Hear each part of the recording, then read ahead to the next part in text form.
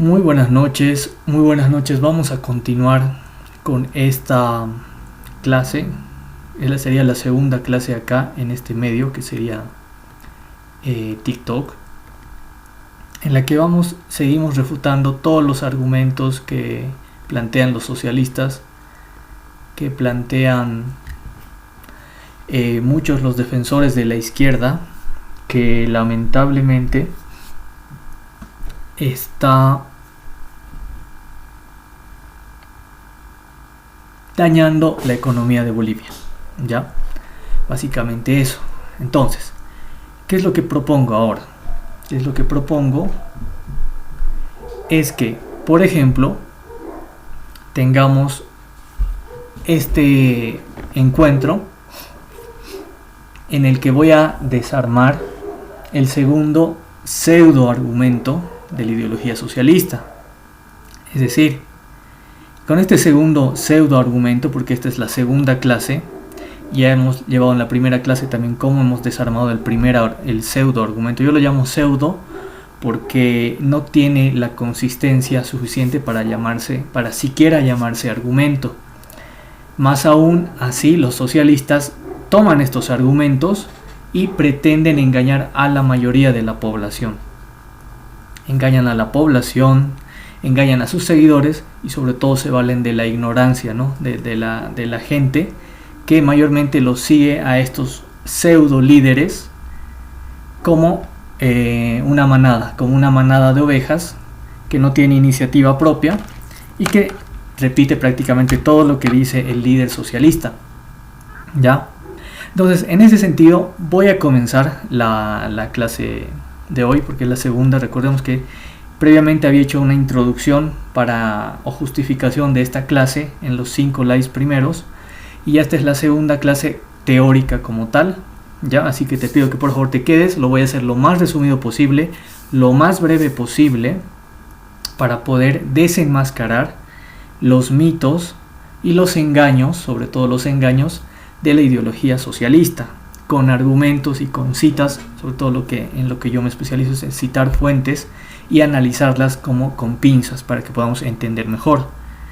Entonces, el primer pseudo argumento del que se vale la doctrina socialista era el que ya habíamos mencionado en la anterior clase, en el que teníamos diferentes connotaciones que más o menos hablaba de la igualdad económica y de la redistribución de riquezas, y como habíamos hablado, cómo eso daña a la economía, especialmente quita el incentivo a las personas que producen, que sería el sector privado, porque recordemos que el socialismo o el estadismo siempre va a promover una mayor intervención del Estado así a más no poder. El Estado tiene que crear las empresas, el Estado tiene que mantener las empresas, el Estado tiene que darte de comer, el Estado tiene que subsidiarte. Entonces eso lo habíamos desmitificado. Ahora continuamos en esta segunda parte. Entonces, el segundo mito o el segundo pseudo argumento de la ideología socialista es este: la propiedad pública de los medios de producción. Te repito, el primer pseudo argumento era la igualdad, la redistribución, la igualdad de la riqueza y la igualdad y la redistribución de la riqueza. Pero recordemos que no somos iguales, somos diferentes. Pero el socialismo quiere igualarte y no te iguala la riqueza, te iguala la pobreza. En este pseudo argumento tocamos este tema bien importante, que es la propiedad pública de los medios de producción. Y vamos a escuchar un poco, voy a presentarte qué es lo que proponen los socialistas con esta ideología. ¿Ya? Con esta ideología, los socialistas proponen lo siguiente, y esto presta mucha atención a lo que te voy a mencionar. Dice, argumento: si el Estado o los trabajadores controlan las industrias, los beneficios de la producción pueden destinarse al bien común y no al beneficio privado. Repito, si el Estado o los trabajadores controlan las industrias, es decir, las industrias son todas las fuentes de producción de bienes, servicios y productos, ya sean estas pequeñas, medianas o grandes, pero estas específicamente van a las medianas y grandes, las que generan más trabajo, ¿ya? Ellos afirman que los beneficios, que si el Estado o los trabajadores controlan estas industrias, los beneficios de la producción se destinan al bien común. Y aquí empezamos nuevamente con las mentiras. El bien común, lo que llaman ellos, ¿no? El bien común es algo que va a dañar a lo que es la economía. ¿Por qué? Ellos no entienden qué es bien común, porque te van a decir, el bien común para mí es que todos estemos bien, pero bien pobres o bien medianamente o bien ricos. Recordemos que al socialismo no le gusta cuando la gente enriquece, cuando hay mucho dinero por parte de un grupo de personas o que han generado trabajo, etc. No le gusta que alguien tiene más, el que tiene más genera más, quitarle para dárselo al que no ha trabajado o al que no tiene. Y esto es injusto, por eso entendamos que cuando te dicen bien común, eso es bien subjetivo. Recordemos que el socialismo en sus inicios es bien subjetivo. No tiene ideas claras y es muy idealista. Es como decía mi mamá, es como que no pisas tierra con las ideas socialistas, ¿ya? Entonces, al destinarse al bien común, porque si el Estado o nosotros los trabajadores controlamos los medios de producción, las industrias, etc., vamos a distribuir ese dinero. Pero ¿qué es lo que está pasando en los modelos socialistas que estamos viendo en este último tiempo? Con esa idea, con esa buena intención, y recordemos que el camino al infierno está empedrado de buenas intenciones. Los que han asumido ese rol de conductores de la sociedad, administradores, presidentes de carácter izquierdista o socialista, han llenado sus manos de corrupción, han manchado sus manos de corrupción, con esta supuesta buena intención de que vamos a devolver al bien común. Si nosotros o el Estado maneja las empresas, todo lo vuelve estatal, eso se va a distribuir esa riqueza. Primera ataque a este pseudo argumento. Y en segunda parte, y dice, y no al beneficio privado. Esto ya es más en una ideología socialista primitiva, ¿ya? Porque lo que han llamado ahora el socialismo del siglo XXI, ya dicen, bueno, reconocemos al sector privado como generador de riquezas, pero aún así le quitamos, porque no nos interesa, porque el trabajador tiene que ganar casi a la par que el empresario o el que ha invertido el capital. Y paso a paso vamos a desmitificar esto. ¿Por qué tanto atacan al que invierte el capital y quieren que gane lo mismo que el trabajador? Y no debería ser así, porque hay que reconocer cuando uno ha generado un capital, lo ha ahorrado por el largo del tiempo y lo quiere invertir, ¿para qué? Multiplicarlo, no para que se quede igual y menos aún para perderlo, porque nadie invierte su dinero para perderlo o generar un estancamiento, sino va a querer un crecimiento. Y todos queremos eso. Cuando trabajamos porque queremos un crecimiento económico, etcétera. Entonces, tenemos este sentido. ¿Cómo justifican este argumento? De la manera siguiente. Esto es visto como una manera de evitar la explotación laboral. Ellos dicen que haciendo esto, distribuyendo los beneficios de la producción, y que el Estado o los trabajadores manejan las industrias o los medios de producción, se va a evitar la explotación laboral. Tengamos en cuenta eso. 2. Los trabajadores que son menos pagados, o sea, ellos afirman que son menos pagados que el valor que producen. Esto es la infame, yo no le digo famoso, esta es la infame teoría valor-trabajo que ha iniciado Carlos Marx. Entonces, los menos pagados son menos pagados que el valor que producen. O sea, según Carlos Marx, lo que producen más son los trabajadores y son menos pagados. Y te voy a refutar este argumento enseguida. Y también de asegurar que la producción de esa empresa, industria, lo que sea, sirva a las necesidades de la sociedad en lugar de solo a los intereses de unos pocos. A ver, al socialismo siempre le gusta hacer beneficencia o solidaridad con dinero ajeno, y eso es sabido en todos los modelos socialistas. Volvemos a este punto en el que dicen, los trabajadores, evitar la explotación laboral. Te doy el ejemplo de lo que es la provincia de Buenos Aires en Argentina, donde gobierna un sujeto, un gobernante, porque es como decir la ciudad de Cochabamba, la ciudad de Santa Cruz. Bueno, allá hay la provincia de Buenos Aires, que no precisamente es la ciudad de Buenos Aires. gobierna un sujeto que ha multiplicado enormemente la plantilla de trabajadores estatales en 700,000 empleados, aunque no lo creas, puedes verificarlo por internet. La provincia de Buenos Aires tiene 700,000 empleados, y esto solo para darte como ejemplo.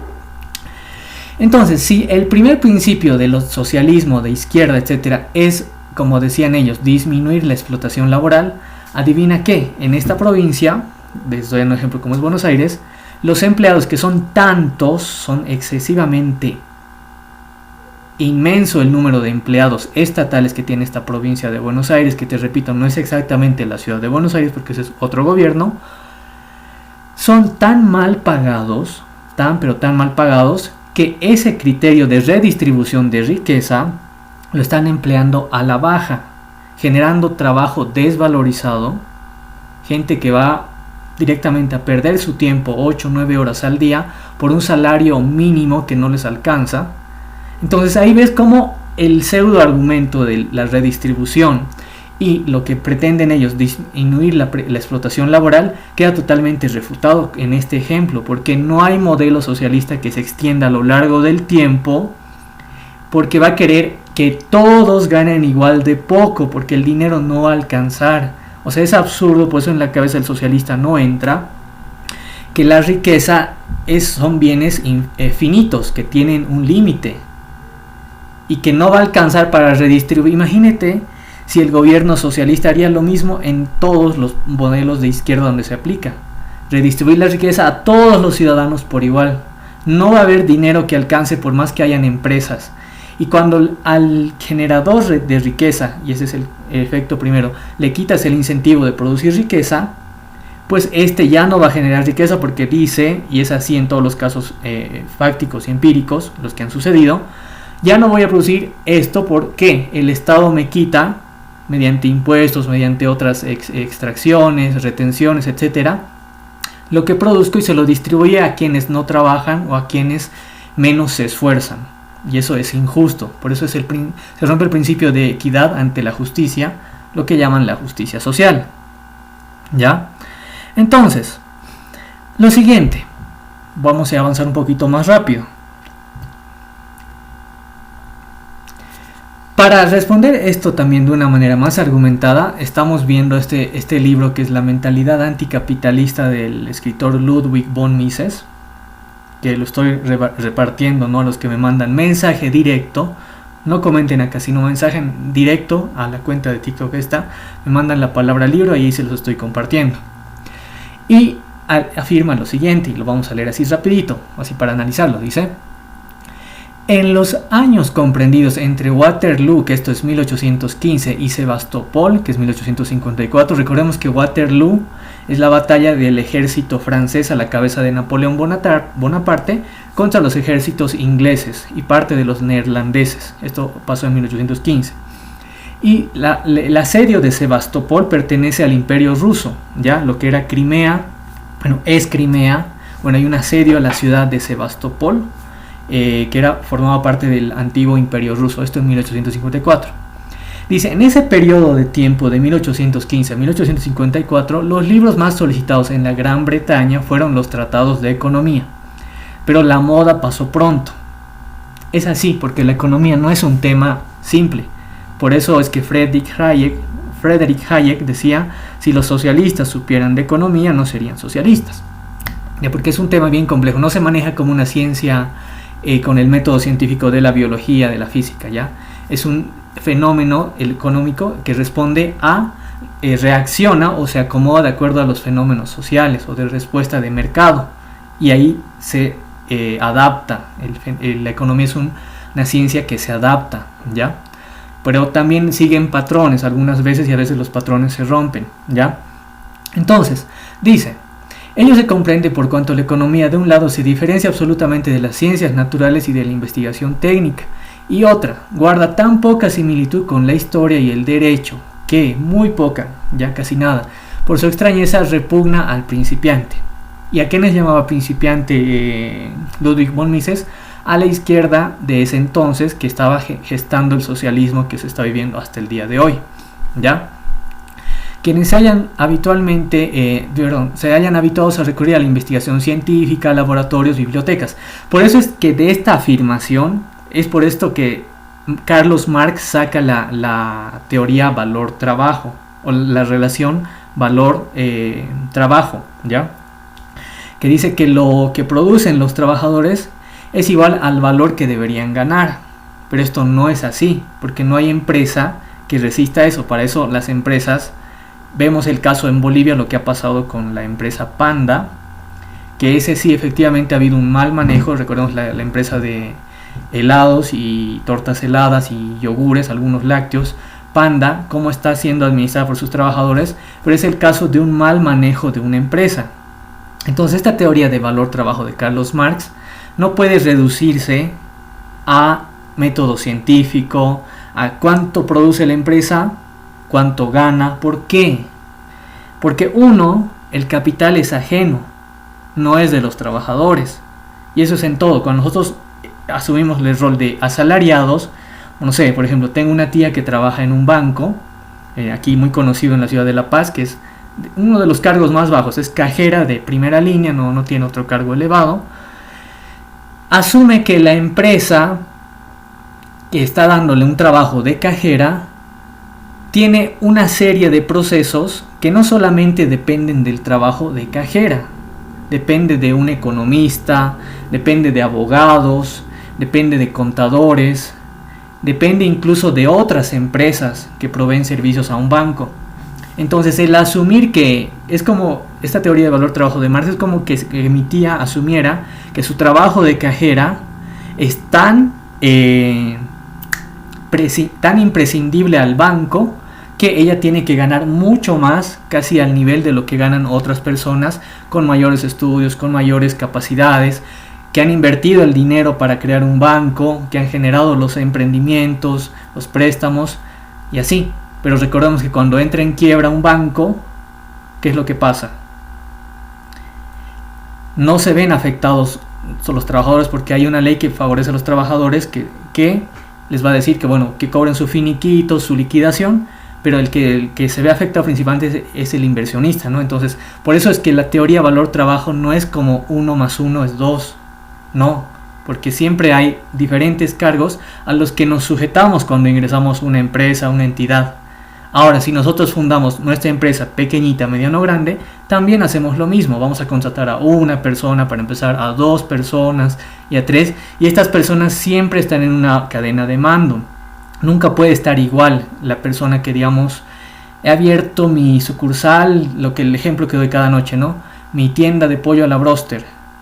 Y he contratado a un mesero y a un cocinero. Bueno, y yo de momento yo estoy en la caja y atendiendo las mesas, no sé, o ayudando al mesero. Nunca puedo pretender que el mesero va a ganar igual que yo, que he puesto el capital, que he ido a buscar un lugar para alquilar, que he generado una marca, que me encargo de hacer las compras, etcétera, ¿no? Entonces, esa es la teoría valor-trabajo que está siendo refutada esta noche. Entonces, vamos a la siguiente página. Hay también lo que es la singularidad, también se llaman los procesos económicos fenómenos sociales singulares, particulares que pueden afectar a la economía, ¿ya? Entonces, por eso dice acá, quienes se hayan habituado a recurrir a la investigación científica, laboratorios, bibliotecas y archivos, se inquietan al tropezarse con la singularidad heurística de la economía, singularidad que desde luego sobrecoge a la fanática estrechez de miras del positivista. El positivista siempre va a decir que el método científico se aplica para todo, incluso lo han querido aplicar en esta teoría del valor-trabajo de Carlos Marx, pero no funciona así en una empresa. Como te decía el ejemplo de la cajera, que dice que ella no puede ganar lo mismo que un contador que está arriba de su cargo, o un jefe de agencia, o un jefe de créditos, etcétera, ¿no? Es así en todo lado cuando nosotros empezamos a trabajar en un lugar que no lo hemos creado nosotros. Cuando hemos creado un pequeño espacio de trabajo nosotros, por más pequeño que sea, ahí ya tienen nuestras reglas, y ahí es donde vemos la realidad de los casos, que el socialista lamentablemente no lo ve. Listo. Continuando. Esto la parte lo voy a hacer más rápido para que no se haga tan cansador. Dice, respondiendo también a quiénes son los consumidores, porque veíamos hace 2 diapositivas por qué los medios de producción lo quiere manejar el socialismo, pero a la vez tiene que entender que se debe a los consumidores. No es que yo, porque imagínense, si fuera así, todas las empresas que contratan cientos de trabajadores serían exitosas, pero no se trata de contratar cientos de trabajadores como lo hace el Estado, o de crear cientos de empresas como lo hace el Estado, ¿no? Sino se trata de que sea eficiente, y eso es lo que no manejan los socialistas. La eficiencia, el generar dinero, que cubras todos los gastos operativos y que en eso te haya un excedente, una ganancia. No se trata de mantener en neutro los números, no tiene que haber ganancia. Ya, entonces volvemos. Dice, según este autor que se llama Ludwig von Mises, el que estamos analizando, dice, ellos, o sea, refiriéndose a los socialistas, a los que están en contra del capitalismo, dice, desearían evidentemente todos estos hallar en los libros de economía razonamientos coincidentes con su preconcebida imagen epistemológica de la ciencia, porque tampoco tienen una noción de la ciencia. Piensan que si bien la teoría valor-trabajo es exactamente lo que genera la empresa, toda la ganancia se tiene que distribuir a todos los trabajadores, porque han generado 200 y esos 200 se tienen que ir a los trabajadores. No respetan los rangos, la cadena de mando, la ganancia que tiene que haber del que ha invertido su capital, por más que sea pequeño, mediano o grande. Para ellos no hay eso, ¿no? Entonces, dice, quisieran creer que los temas económicos pueden abordarse por las vías de investigación de la física, biología, cuando advierte que en la economía no es posible progreso alguno, quedan desconcertados y desisten de abordar seriamente unos problemas, ¿ya? Cuyo análisis requiere tratamiento mental. Entonces, todos estos análisis que estamos haciendo, como podemos ver, siempre los socialistas van a tratar de acusarlos, pero no con argumentos, ¿ya? Por eso aquí dice claramente, cuando advierten que en economía no es posible el progreso alguno, si no es por la ley de otras ciencias del 1 más 1, 2, entonces dicen no admiten el proceso de ganancias de una empresa pequeña, mediana o grande, y atribuyen al todo o al nada. O sea, o me das toda la ganancia, o me das la ganancia que ha tenido la empresa, o yo te hago paros, o yo te hago huelgas, etcétera, ¿no? Entonces, segunda parte dice, a consecuencia de tal epistemológica ignorancia, por eso decimos que la socialista tiene mucha ignorancia en este tema, el progreso económico lo atribuyen normalmente a los adelantos de la técnica y de las ciencias físicas. Y atentos con esta parte. Aquí es donde se viene el peso pesado de este segundo pseudo argumento que defienden los socialistas, con el cual tú podrías refutar a cualquier socialista en la calle, no solo por lo que te estoy diciendo, sino porque te lo voy a demostrar por qué se cae este argumento. Aquí empieza, atentos por favor. Dice, creen en la existencia de un automático impulso, por eso te hablaba del idealismo socialista. El socialismo es muy ideal, nunca va a pisar tierra, nunca te va a argumentar con hechos, ni menos con datos, y menos aún con números, ¿ya? Piensan, es irresistible, consustancial al destino del hombre, y opera continuamente cualquiera que sea el sistema político y económico prevalente. No existe para ellos la relación de causalidad alguna entre el pensamiento económico que prevaleció en Occidente a lo largo de las últimas centurias y los enormes progresos. Atentos a esta parte. Para los socialistas no hay una relación de causa, ¿ya? O sea, piensan que, por eso es lo que estamos viendo esta noche, que el trabajador debe tener los medios de producción, o el Estado debe poseer los medios de producción por mera casualidad, no causalidad. Cuando realmente hay una causa, ha habido un capital, ha habido un trabajo, ha habido un esfuerzo mental, físico, tiempo de alguien para establecer una empresa. Vamos a ver el ejemplo vamos a escuchar, porque ahorita no tengo la información a la mano, de lo que ha pasado con la empresa de Urea, este fertilizante que de tanto se ha jactado el gobierno de empezarlo a fabricar, que está en base a nitrógeno también, ¿no? Que es también algún derivado de los carburantes, y cómo esta empresa ha sido mal planificada.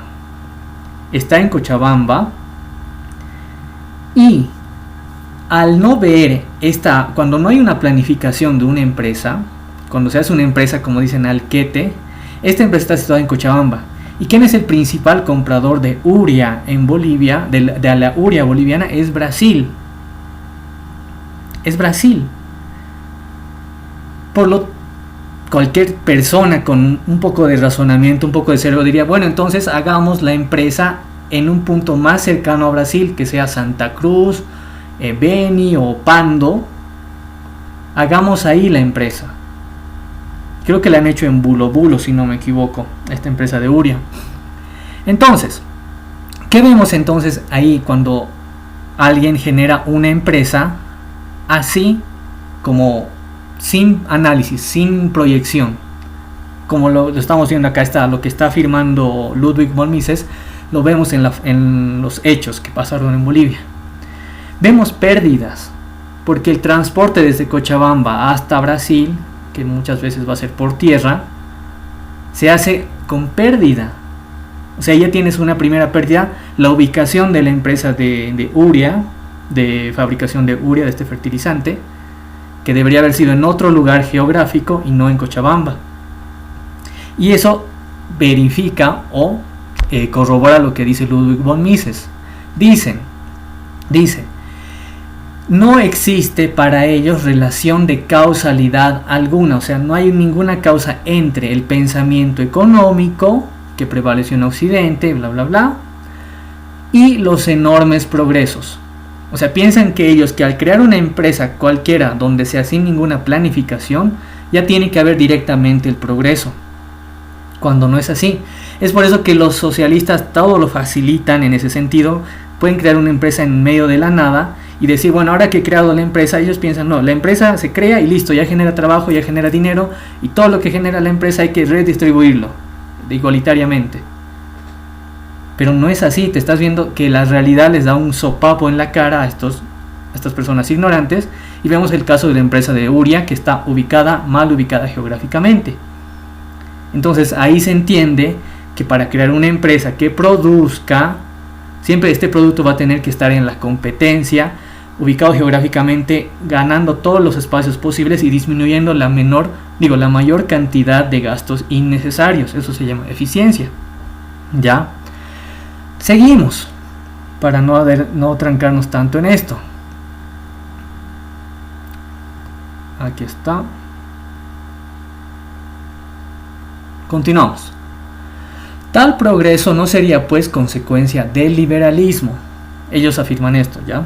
El librecambismo, el laissez-faire, que ahorita vamos a ver lo que es el laissez-faire, es una doctrina, se ha tomado como un dejar hacer.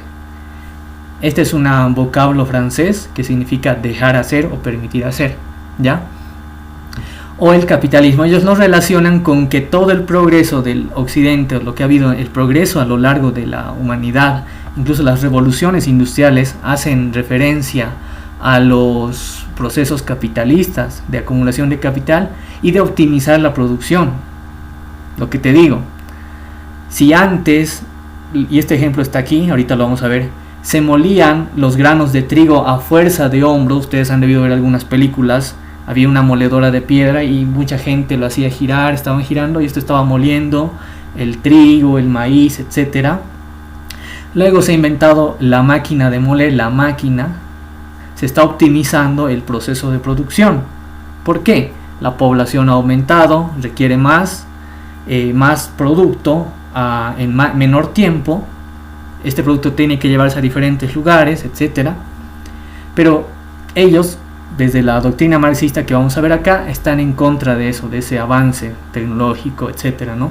Por eso vemos en Bolivia, en un estado que está postergado burocráticamente, como los trámites están totalmente postergados, donde en otros países se hace en un día, aquí se hace en un mes. Todo por mantener la burocracia. Es la fatal arrogancia de la que siempre hablo, que también entra, ¿no?, dentro de lo que es el socialismo y las izquierdas. Entonces, ¿qué dice acá? Las doctrinas marxistas sumaron partidarios precisamente porque prohijaron esta popular creencia. Prohijaron significa hacer suya, tomaron argumentos que no eran propios como propios, o sea, lo hicieron como hijo, por eso viene de ahí la palabra prohijaron. Vistiéndola con un velo pseudo filosófico, grato, o sea, lo han adornado. Tanto el espiritualismo de hegeliano, o sea, de Hegel, como al crudo materialismo. Según Marx, escuchen esta parte, y este es el delirio de Marx que muchos autores citan, las fuerzas productivas materiales constituyen sobrehumana, ahorita un momento por favor, constituyen sobrehumana entidad independiente de la voluntad. ¿Qué quiere decir esto? Como los socialistas suelen ser tan idealistas, tan poco pisadores de la tierra, van a pensar que este crecimiento progresivo de la técnica, del manejo de la tecnología, que eso netamente es la técnica, es un progreso independiente de la voluntad y de la acción del hombre. Es una entidad sobrehumana, te van a decir, emanadas de ignoto poder superior, mudan de orientación misteriosamente, obligando a la humanidad a readaptar el orden social a tales cambios. O sea, el haber inventado el progreso en las máquinas, en el que ya no haya una moledora a mano, sino que haya una máquina, según estas ideas que planteaba Marx y que todos los socialistas, cuando les hablas de esto, miran a otro lado, miran a un lado o prefieren ignorar, piensan que han venido del espacio exterior, de los extraterrestres, no sé, estoy haciéndome la burla obviamente, cuando en realidad estas iniciativas de mejorar la técnica, mejorar la producción, mejorar la eficiencia en el trabajo, los tiempos, las unidades de tiempo, es resultado de nosotros mismos. Por eso, digamos, alguien ha inventado la máquina de lavar, porque quiere optimizar el tiempo que se pierde en lavar ropa, el esfuerzo, una máquina, que lo puede hacer una máquina, para que nosotros hagamos otras cosas y seamos más productivos en otras cosas. Pero para Marx no, dice, no, estas son unas fuerzas inescrutables e insoslayables emanadas de ignoto poder superior, cuando no, ha sido la iniciativa del ser humano, y siempre la iniciativa del ser humano va a ser el progreso. Entonces, en ese sentido, tenemos que todas estas ideas de progreso siempre van a ser menoscabadas, van a ser disminuidas, ¿ya? Y dice, acá vamos a ver la continuación de esta afirmación de Carlos Marx. Dice: cuando más adelante las insondables leyes fatales que determinan la evolución de las fuerzas productivas sustituyeron, por ejemplo, el molino a brazo por el molino a vapor, lo que te decía el ejemplo, el feudalismo tuvo que dar paso al capitalismo. Sigue esto hablando Marx, ¿ya? Desde entonces las fuerzas productivas han continuado evolucionando y su forma actual exige imperativamente la sustitución del capitalismo por el socialismo. ¿Por qué? Porque dice que todo este progreso no lo podemos aceptar de ninguna manera. ¿Por qué? Porque nosotros estamos llamados a destruir a esta evolución que es que no puedes frenar la evolución en los procesos de producción. Y eso lo sabe cualquiera que haya tenido un emprendimiento. No sé, te digo, los que han empezado con las granjas de pollo han visto que de a poco hacer el faenado de las gallinas a mano no alcanzaba para la creciente demanda, porque esto va de acuerdo también al crecimiento poblacional que tienen las diferentes sociedades en el mundo. Eso también ha dado lugar al capitalismo, porque tienes que producir más rápido, de manera efectiva, y también vas a encontrar competidores en el camino, y eso es natural. Tú abres una empresa de pollos y va a haber alguien que también va a tener la iniciativa o te va a copiar, pero van a competir ahí, y entonces en esa competencia se van a generar ideas que nacen de nosotros mismos para mejorar el producto de la competencia en calidad, en precio y en otras alternativas.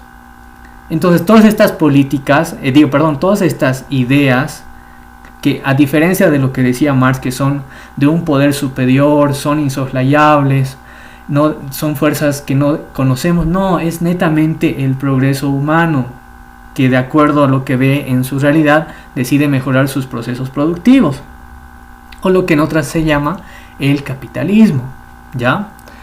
Desde entonces, dice, las fuerzas han continuado evolucionando, y su forma actual exige imperativamente la sustitución del capitalismo por el socialismo. Así de radical era Marx, ¿no? Dice, los que intentan detener la revolución socialista están condenados al fracaso. Es imposible contener el proceso histórico. Bueno, eso es lo que decía Carlos Marx. Aquí es lo que ya retoma Ludwig von Mises desde acá. Dice, las ideas de los llamados partidos izquierdistas difieren unas de otras en muchos aspectos. En lo que coinciden es que el constante progreso material constituye automático proceso. ¿Qué? No es automático proceso, no es un proceso que ha venido de las fuerzas, de la Pachamama, no. Es una necesidad. Por eso, a ver, ¿por qué uno se pone a pensar por qué las empresas más exitosas tienen esos niveles de ganancia? Porque están resolviendo una necesidad de nosotros, los consumidores, etcétera. No sé. Te doy un ejemplo acá en Bolivia. ¿Cuál es la mayor vendedora de calzados en Bolivia? Al menos en la ciudad de La Paz, o sea, calzados de calidad, ¿no? Y tienes ahí un montón de marcas, ¿no? Ya sean de origen nacional, de brasileros, artesanales. Siempre vamos a elegir nosotros el mejor producto a mejor calidad y a mejor precio, porque esa es nuestra decisión, nuestra libertad. Como hay una oferta, una libre oferta, nosotros hay también la libre demanda, ¿no?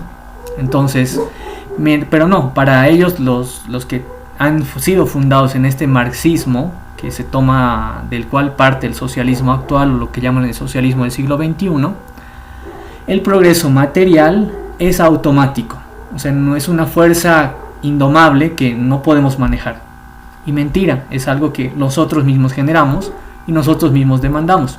Ahora, si esa idea no funciona, es lo que pasa en el mercado, directamente quiebra. ¿Ya? Y acá lo que te decía, el laissez-faire. Dice, es una frase francesa que se traduce como el permitir dejar hacer. Y este término laissez-faire se ha trasladado a la economía como una ideología política que rechaza la práctica de la intervención gubernamental en una economía. Ahorita he visto en muchos comentarios de estas últimas semanas que se defiende mucho al modelo socialista, pero se toman casos bien aislados de empresas públicas muy aisladas. Te doy el caso de, no sé, en Brasil, la estatal Petrobras. En Rusia, la estatal Gazprom. En China, incluso el ICBC, que es el Industrial and Commercial Bank of China, que igual es un banco estatal, así como el Banco Unión de Bolivia. Pero poco se habla de las otras empresas. O sea, a ver, te voy a explicar. Esto es un tipo de falacia. La falacia ad populum se llama esto, en la que defienden el modelo socialista estatizador de empresas, citando empresas casos bien particulares como los que te he dicho, Petrobras, Gazprom, ICBC. Justo estos países no son de corte socialista, izquierdista, pero ellos te citan estos casos como si esas empresas fueran las únicas en el país en el que se menciona, y como si satisfacieran todas las necesidades de que tiene todo el país, sus millones de habitantes, dependieran de ICBC, como si todos los millones de habitantes de Brasil dependieran de Petrobras, como si los millones de habitantes de Rusia dependieran de Gazprom. Entonces, ahí ya ves una falacia ad populum, que se cita a la mayoría o al caso más particular, al más grande, para decir que sí, funciona el socialismo, el estatizador de empresas, etc. Pero no es así, porque eso no da el sustento a los millones de habitantes de los mencionados países. Entonces, siguiendo esto, vamos a ver el caso de IKEA. Recordemos que estamos en el segundo pseudo argumento, que dice que los trabajadores o el Estado tiene que tomar mano de los medios de producción y no el privado. No tiene que existir el sector privado, y si existe hay que quitarle mucho dinero para redistribuir la riqueza. Estamos en ese segundo pseudo argumento. Vamos a ver el caso IKEA. Y este sujeto murió en el 2018, ya era el fundador. ¿Qué es IKEA? Es una empresa de origen sueco, de Suecia, por eso tiene sus colores, los colores de su bandera. Si puedes ver, IKEA es el abreviado, parte del nombre de Ingvar Kamprad, ya, que es el fundador de IKEA. Ya, vamos a ver qué ha pasado con esta empresa. Es muy grande. Esta empresa vende muebles, como los muebles, como él ha sido el innovador en los muebles armables, los que te venden planos, así como en las ferias aquí en Bolivia, los muebles que vienen ya sea de Santa Cruz o de Brasil para armar, te los llevas todo en una caja, ¿no? Bueno, ese formato lo ha creado IKEA. También en su cadena de tiendas vende todo lo que es para el hogar, electrodomésticos, etcétera. Todo eso, ¿ya? Entonces, ¿qué ha pasado con esto? Cuando ha fallecido el 2018 Ingvar Kamprad, un líder de izquierda, es muy probable que haya sido, no tengo el dato exacto, solo sé que apellida Malmrot, puede ser que haya sido de la izquierda europea o de la izquierda, no sé, de algún lado de Europa o de América, dijo lo siguiente, cuando murió el fundador de IKEA, que es una empresa que tiene enorme cantidad de tiendas, es una empresa muy exitosa en Europa, que vende todos los electrodomésticos del hogar, muebles, como te decía. Dijo lo siguiente: la herencia debería compartirse entre los más de 150.000 empleados, o sea, la herencia de este sujeto, ¿no?, que es el dueño fundador de IKEA. La herencia debería compartirse entre los más de 150.000 empleados, ya que ellos generaron el valor de IKEA. Es momento de devolverles lo que les han robado. Eso lo admitió, luego lo dijo este sujeto que era un líder de izquierda. Entonces, ahí nos vemos cómo el socialista no toma en cuenta todos los procesos que tiene una empresa para generar su valor. Si bien el fundador es el que ha generado y se ha ganado el lugar, porque todos no empiezan siempre con una gran capital, siempre empiezas de un capital pequeño y lo vas multiplicando a lo largo del tiempo. ¿Ves cómo lamentablemente esta ideología socialista está tan enraizada en la que te dicen no tiene que haber? Porque ahorita en Bolivia, cuando hablas con un socialista o un masista, siempre dicen no, el Estado. Porque, como te he mencionado en esta segunda clase, cuando el Estado crea una empresa no lo hace estratégicamente, por más que digan que son empresas estratégicas. Te he dado el ejemplo de la empresa de Uria, de Bulo Bulo, cómo tiene pérdidas por el simple hecho de no estar en un lugar geográfico correcto. Entonces, tú dices, van a asumir estas ideas también, van a decir, no, la empresa que ha generado el gobierno del MAS es para todos los trabajadores, pero ¿de qué? A ver, es lo que no piensan ellos. Por eso estaba la pregunta hace rato, ¿quiénes son los consumidores? Nosotros. Y ellos, así como cualquier funcionario público, como cualquier empresa, se deben a los consumidores. Y los consumidores no tienen un contrato directo con la empresa que te obligue a consumir solo de esta empresa. Por eso es la libertad económica. Nosotros podemos consumir de la empresa que mejor nos parezca y que de acuerdo se relacione a nuestros gustos, a nuestra economía, a nuestras preferencias. ¿Ya? En ese sentido, entonces, los socialistas nunca van a tener esa idea de que no, la empresa genera y todo lo que genera es para nosotros, pero no van a ver esa idea de ganarse al consumidor, porque no hay un escenario de libre competencia, no hay un escenario de libre mercado. Entonces, como lo que decía el anterior, este sujeto no decía, ¿no? Aquí está. La herencia de este sujeto que ha muerto debería compartirse entre los más de 150.000 empleados, ya que ellos han generado el valor. Ahí seguimos hablando de la teoría valor-trabajo de Marx. El valor de IKEA. Es momento de que les devuelvan lo que les han robado. Siguiente. Si eso fuera así, esa afirmación que dijo ese líder de izquierda, que es muy probablemente que sea socialista, cualquier empresa con muchos empleados generaría ganancia. Pero ¿qué pasa cuando a una empresa le vas poniendo empleados a por montones? La ganancia disminuye. Y llegas a un punto de ganancia neutra y luego entras a pérdida. Y lo que está pasando con las empresas estatales, totalmente deficitarias, porque no toman en cuenta estos aspectos. Falta efectividad. El caso de las empresas estatales, lo que te decía, o sea, no hay efectividad en el servicio. O si han monopolizado un servicio, como el ejemplo que siempre digo, los de BOA, la empresa de aviones, de vuelos, ahí sí se van a reír en nuestras caras porque es la única empresa que opera, porque no hay política de cielos abiertos en Bolivia. Entonces ahí queda primera la refutación. Esto es como un resumen, ¿no?, al argumento que decía este líder izquierdista. No se trata de tener una empresa con miles de empleados, porque no se trata de que si yo contrato más empleados gano más, al contrario, puedo perder más.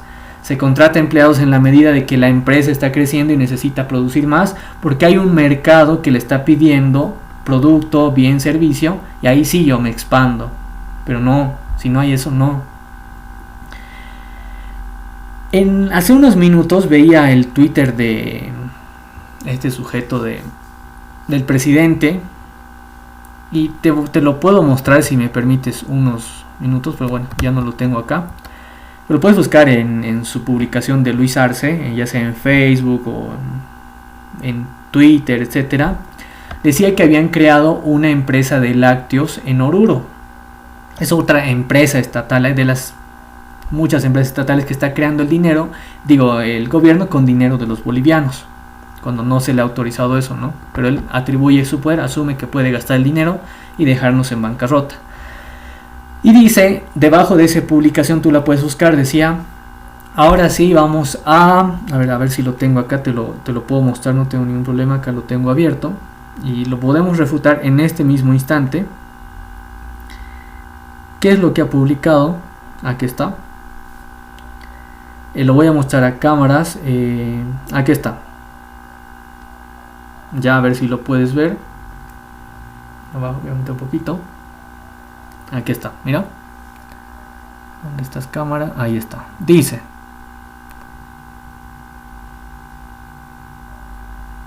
en febrero de 2023 dimos inicio a un anhelado proyecto por las y los bolivianos. Viste que los socialistas hablan en masculino y femenino, son absurdos de paso.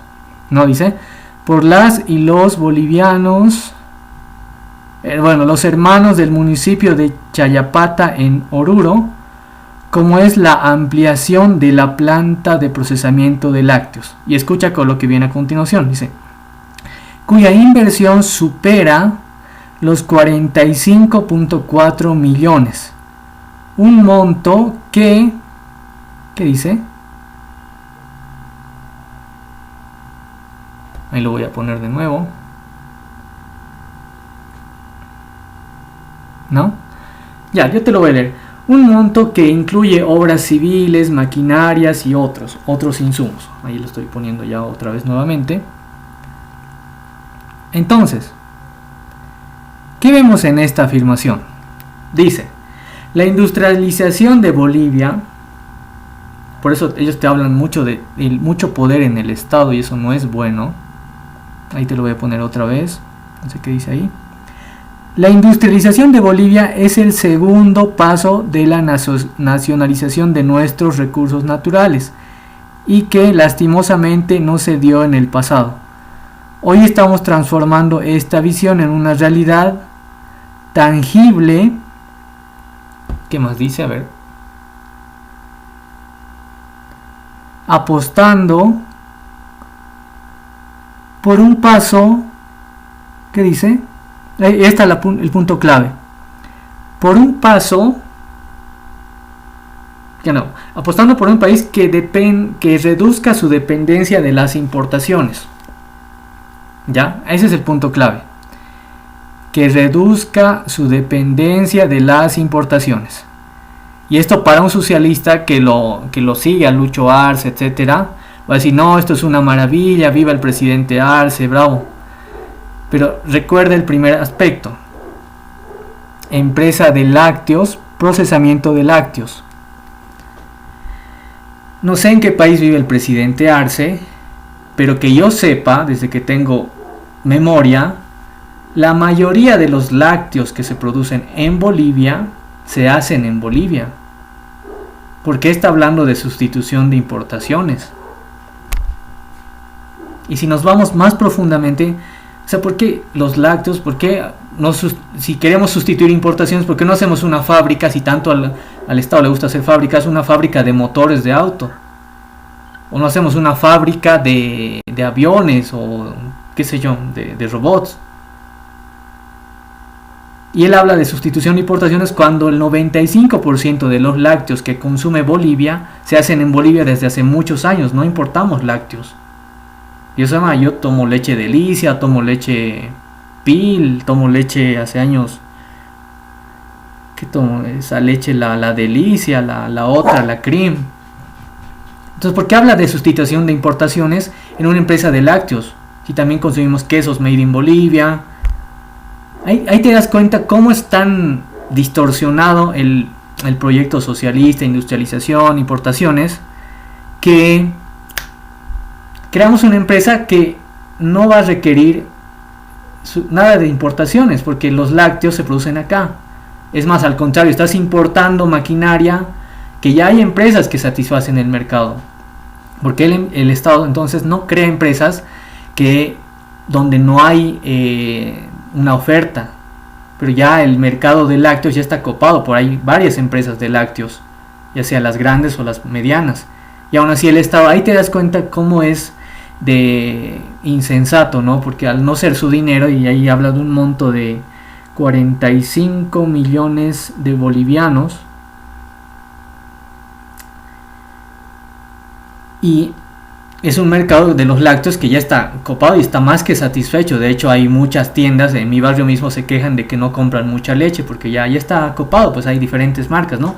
Y ahí te das cuenta la falta de proyección, de crear así empresas, porque son las fáciles, son las más fáciles empresas de crear, son las empresas de lácteos. Cualquiera que tenga un conocimiento básico y un capital puede crear su productora de lácteos. Un tío mío que tiene ascendencia en Patacamaya, en terrenos, piensa crear una empresa de lácteos ahí en Patacamaya porque hay esa oportunidad. Pero si el Estado sigue metiendo, obviamente en esa empresa, obviamente está por demás decirte que va a acomodar a gente del partido, de los movimientos sociales, etcétera, ¿no? Y ahí vemos, ¿no?, esta ineficiencia.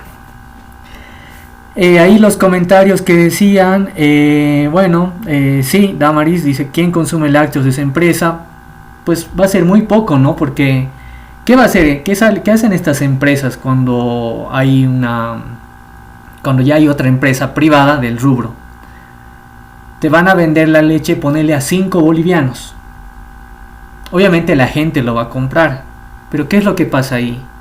No hay un sinceramiento de precios al consumidor. No hay... ¿Por qué? Porque por su afán de competir, de destruir al rival, va a subsidiar las empresas para que den sus productos a un bajo precio. No es por casualidad que la leche Pil cueste 6.50, la de su competencia cueste 6, y creo que la más baratita cuesta 5.80, pero ya no hay ni siquiera de 5.80, ya hay todos de 6 para arriba. Es porque todas las empresas se han dado cuenta que ese es el precio de la leche, que está ahí para tener un margen de ganancias, porque no van a ir a pérdida. Las empresas serían tontas si van a pérdida. Pero estas empresas estatales lo que suelen hacer es venderte el mismo producto a un menor precio, y a veces ni siquiera con la misma calidad que la competencia del sector privado. ¿Y de dónde hacen para vender ese producto más barato que el otro? Si efectivamente el costo te da de 6 bolivianos para arriba en el caso de la leche. El infame subsidio, el infame subsidio, dinero que va a salir de los bolivianos para subsidiar una empresa pública o estatal que supuestamente es mejor, pero no. Está recibiendo subsidios para dar un producto a bajos precios, queriendo destronar o competir con la empresa privada. Y esto no está funcionando, no va a funcionar, lamentablemente. Entonces, vemos ya para terminar el otro aspecto. Lo que no piensan los socialistas cuando te dicen, no, vamos a tomar la empresa tiene que estar de manos del Estado, en manos de los trabajadores, o redistribuir todas las ganancias, así te hablan, ¿no?, de redistribución de riquezas. Dice, el esfuerzo también es mental.